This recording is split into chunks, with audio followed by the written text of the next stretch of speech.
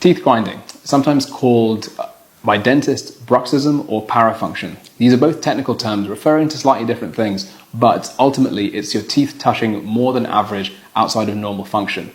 Normal function is only when you're eating, really. Our teeth are designed to come together only when we're trying to bite something and break it into smaller pieces. Anything outside of that is considered movements we don't really require, and it can increase your chance of teeth wearing down faster.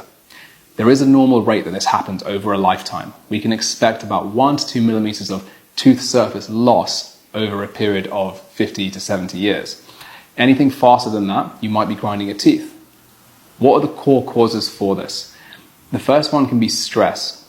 Life can get stressful, and one of the manifestations of that is grinding your teeth, either in the daytime or the nighttime. It can be grinding, but it can also be clenching, which is where you keep your teeth in one position and squeeze really, really hard. Often when we're concentrating, we clench our teeth. So next time you're doing something that requires a lot of attention, just check if you're clenching your teeth together. The next aspect is dental work. You may have certain pieces of dental work over your lifetime which may cause a higher risk to wear your teeth faster. This can be due to the actual material itself or the way it's been placed. If you see something like that happening, your dentist hopefully should highlight it to you and correct it. If not, it's important to have it corrected, because you may find that if you have a crown placed on one tooth, a tooth next to it breaks. It's something that happens all too often, and it's not due to you grinding your teeth, it's to do with the dental work itself. The next cause could be your tooth positioning. If you have crooked teeth or crowded teeth, that can cause more pressure on other parts of your mouth.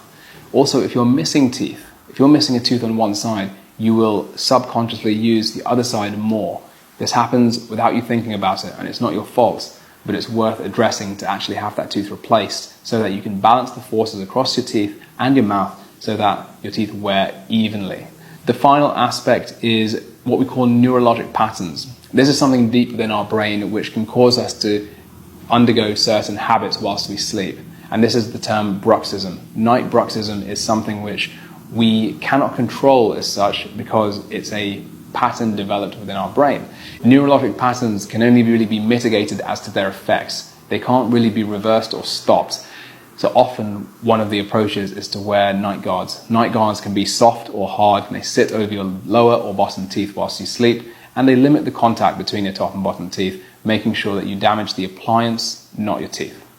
The final one to consider is not a typical or a standard cause, but it does cause tooth wear nonetheless, and that's recreational drugs. Several stimulants such as cocaine, MDMA can cause increased muscle activity overall, but also in your primary biting muscles which sit on the side of your face. You might find if you regularly take these drugs, you grind your teeth more so. And the term gurning comes from this. Just be careful if you are, mention it to your health practitioner to make sure you can mitigate the effects.